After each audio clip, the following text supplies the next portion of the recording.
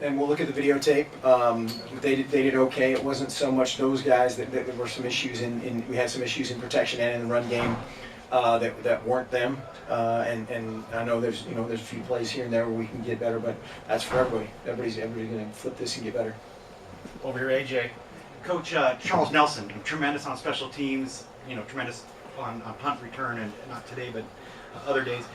Ever consider him on defense because he can do so many things? As Coach Neal feeds you that question, he's been talking about that for long. I don't know if you saw he had a block on the safety as well. There was a huge collision.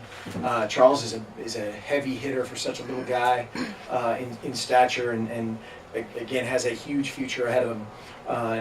Yes, the defensive coaches have tried to recruit him, and little player to be named later swaps and stuff that have been brought up during the course of the weeks. Right here in front. With that play by Marcus diving into the end zone, what does that do for an offense when they see their quarterback laying out like that? Well, they would do anything for Marcus. Whatever he asked them to do, they would do it, and they'd ask for instructions from him. He's just a special guy. He has the credibility to demand and ask anything and everything, and is a guy that we would follow to the end. Right here front middle. As long as he doesn't reach the ball.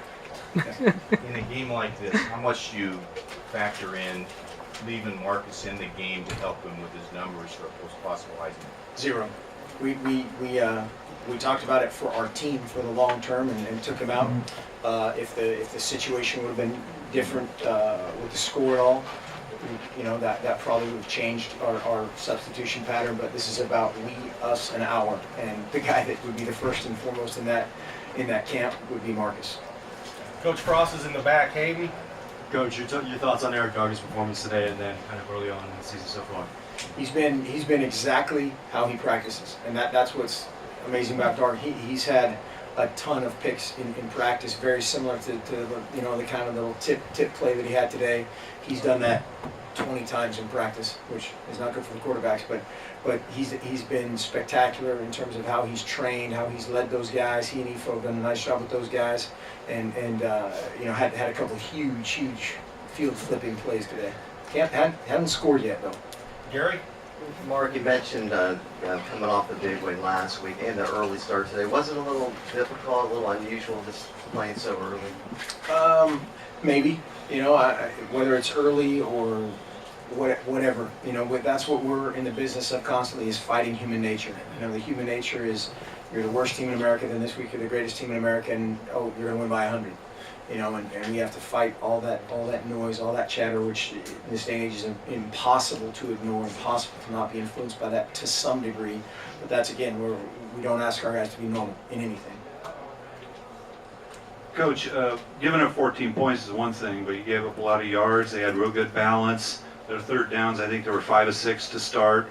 They were doing some stuff against your defense. How concerned are you about your defense moving forward? Concerned about everything.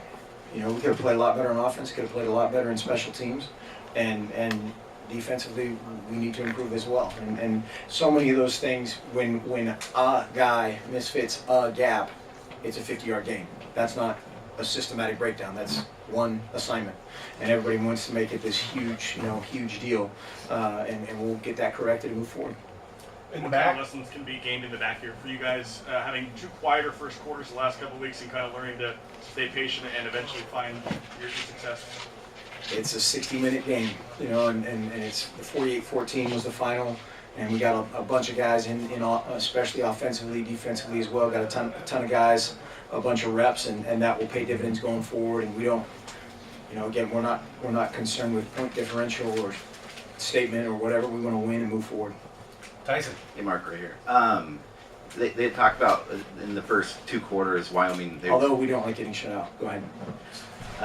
Wyoming was very efficient on their third downs in the first quarter. I'm not sure what the second quarter was, but that Dargan interception, Wyoming's coming and driving down. They're still in the game. It was a one possession game there. Just how much does that interception like that take maybe the wind out of their sails when they're just trying to keep up with you guys?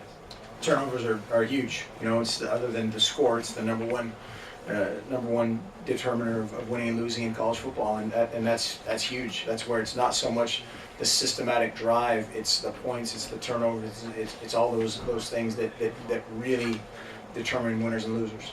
We have time for a couple more in the back. Todd has a tea time. Coach, non-conference schedule was finished, going into Pac-12 play now. What did you get from the non-conference schedule? Did you accomplish what you wanted to at this point? I mean, 3-0 obviously, but where do you see improvement necessary?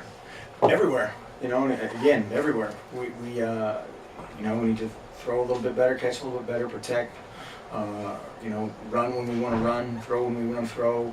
Special teams, we have a ton of stuff that we can improve upon. Defensively, a ton of stuff we can improve upon. But that's, again, in the wake of a 3-0 start, and that's what matters the most. And we have got a bunch of guys that are willing and able and excited to improve.